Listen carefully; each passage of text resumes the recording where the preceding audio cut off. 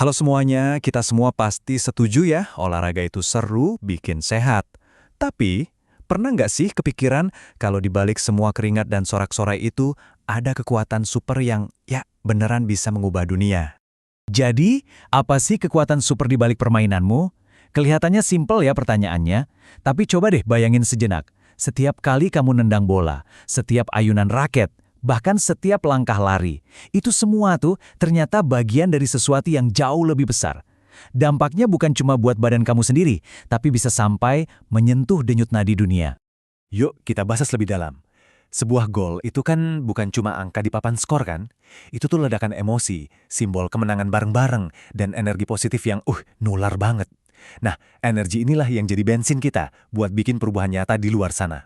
Dan kuncinya ada di sini. Olahraga itu kayak bahasa universal. Nggak peduli kamu dari mana, bahasanya apa. Begitu di lapangan, kita semua ngobrol pakai bahasa yang sama. Bahasa kerja keras, bahasa sportivitas.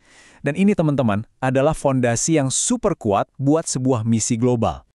Oke, dari fondasi yang kuat tadi, sekarang kita sambungin nih kekuatan olahraga dengan sebuah misi global yang, wah penting banget. Namanya adalah Sustainable Development Goals, atau kita singkat aja jadi SDGs. Jadi, SDGs itu apa sih? Gampangnya gini, bayangin ini adalah game plan terbesar sedunia. Semua negara di bumi jadi satu tim raksasa. Dan kita punya 17 gol yang harus dicetak bareng-bareng sebelum tahun 2030. Tujuannya? Jelas, buat masa depan bumi yang lebih baik. Dan ini bukan omong kosong loh. PBB sendiri, Perserikatan Bangsa-Bangsa, secara resmi bilang kalau olahraga itu pemain kunci di tim global kita ini.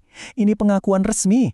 Artinya, permainan yang kita suka ini punya peran yang super penting buat masa depan planet kita. Oke, pertanyaannya sekarang gimana caranya olahraga bisa bantu kita mencetak gol-gol global ini? Yuk kita bedah beberapa contoh spesifiknya. Kita mulai dari gol nomor 3. Yang pertama dan paling jelas, SDG nomor 3, kehidupan sehat dan sejahtera. Ya iyalah, olahraga bikin badan kuat, itu udah pasti. Tapi, ada lagi, olahraga itu melepas endorfin alias hormon bahagia. Jadi, bukan cuma fisik yang sehat, tapi pikiran juga jadi lebih enteng, stres berkurang. Keren kan? Badan sehat, pikiran senang. Selanjutnya, SDG nomor 4, pendidikan berkualitas. Percaya nggak? Lapangan olahraga itu sebenarnya adalah ruang kelas raksasa. Di sini kita belajar hal-hal yang nggak ada di buku pelajaran. Belajar kerja sama tim, belajar disiplin, belajar sportif, gimana caranya menang dengan rendah hati, dan kalah dengan kepala tegak. Ini semua pelajaran hidup yang penting banget. Nah, ini yang luar biasa. Olahraga itu bisa jadi penyeimbang yang hebat. Ini nyambung banget sama SDG 5 dan 10 soal kesetaraan. Coba deh pikirin, di lapangan ada yang peduli latar belakang kamu apa, cewek atau cowok? Nggak ada. Yang penting cuma semangat, kerja keras, dan kekompakan tim. Ini dia lapangan yang adil buat semua. Tapi ceritanya nggak berhenti di situ. Selain menyatukan manusia, olahraga punya tanggung jawab lain yang nggak kalah besar, yaitu ke lapangan kita yang paling besar, planet bumi. Dan di era krisis iklim ini, tantangannya jadi baru dan cukup rumit. Ini kayak dua sisi koin. Di satu sisi, jujur aja, acara olahraga besar-besaran itu butuh energi yang luar biasa. Dan pastinya meninggalkan jejak karbon, perjalanan, limbah, semuanya. Tapi, di sisi lain, coba pikir, ada nggak platform lain yang bisa menjangkau miliaran orang sekaligus? Olahraga punya kekuatan itu. Kekuatan buat menginspirasi perubahan. Untungnya, dunia olahraga sadar akan hal ini. Dan nggak tinggal diam, sudah banyak loh aksi nyata yang dilakukan. Salah satunya, munculnya stadion-stadion hijau yang keren banget. Mau contoh? Coba lihat Amsterdam Arena. Ini salah satu stadion pertama di dunia yang bisa dibilang netral karbon. Gimana caranya? Atapnya penuh panel surya, sistem pendinginnya pakai air danau sekitar, dan yang paling gokil, kursinya dibuat dari limbah tebu. Inovatif banget kan? Tapi tentu saja semua ini butuh biaya yang nggak sedikit. Ambil contoh Piala Dunia 2022 di Qatar. Perkiraan biayanya sekitar 300 miliar dolar. Coba pegang dulu angka ini di kepala kalian. Sekarang, bandingkan dengan angka ini, 100 miliar dolar.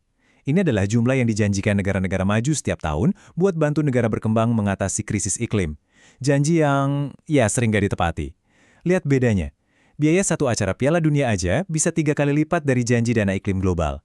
Jadi, ini bikin kita mikir kan, sebenarnya prioritas kita semua itu di mana?